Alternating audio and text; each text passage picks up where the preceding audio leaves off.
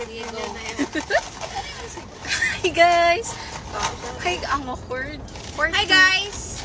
Today we are going to review Dunkin' Donuts. So, Leah, what did you order? I ordered a... Wow, ang awkward chocolate glazed donut. Although hindi mo makita. Wait lang. Pull out isa pa. Tada! And then, I also ordered their large iced matcha, which is the normal large size talaga. What did you order, Meat?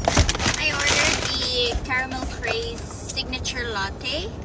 And I also ordered a strawberry frozen something.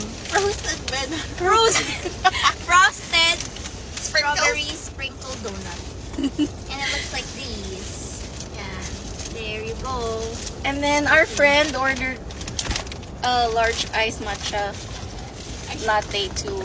And then, actually siya yung pinakamaraming in-order. Pero, So, dapat siya yung Bavarian mag-review. lang to. pero okay lang. And then, ano yun? Bavarian. Pakita mo lang. Yan! Pero, hindi namin mare-review yun. Siya na lang magre-review. Anyways, so, Meron din ako taste ito. test. Yung hash brown pala niya. Oh yeah, meron din pala siyang Hash brown. in-include na, anong tawag? Cheese Loaded hash brown. Loaded hash brown. Loaded hash brown. Okay. Doesn't look loaded. Okay, so, for donuts. Okay, cheers. Di ba cheers?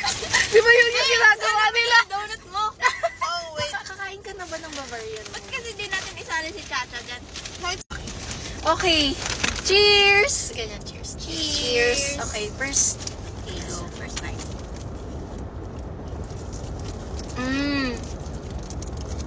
Parang, okay, for me, kung anong lasa ng chocolate glaze na donut, ganun pa rin siya.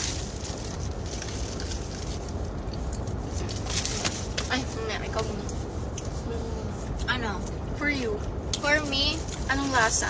it's good. It tastes like, yung expected mo na strawberry sprinkle donut. Sprinkle donut. Okay. I'd give this, rate out of 10. Mga 7. Kasi, this is the most common na donut I could ever order in Dunkin'. So, 7. This one, I would give it 9 out of 10. Kasi mas masarap siya sa Tim Hortons na donuts. Wow! Okay. And then for the drink, I actually took a sip already. Right after I got the order. I would give this a Wala, ang lapit niya! Okay, so, back to the review. Tapos ka na? Yeah, I reviewed my donut. Hindi, yung Oh, the my drink! Yeah. Wait. Very good. I like it. Super, not super naman, parang, yeah, super sweet. Let's not, lie to ourselves.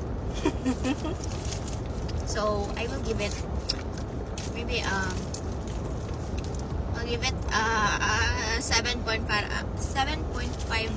out of 10. Kasi, parang super sweet. Pero aside from that, it's good. Okay. And for my friend, kaya lang siya napabili kasi nasarapan din siya. So, how's the Bavarian? Okay naman. It's like Boston cream with powdered milk for sure. Okay.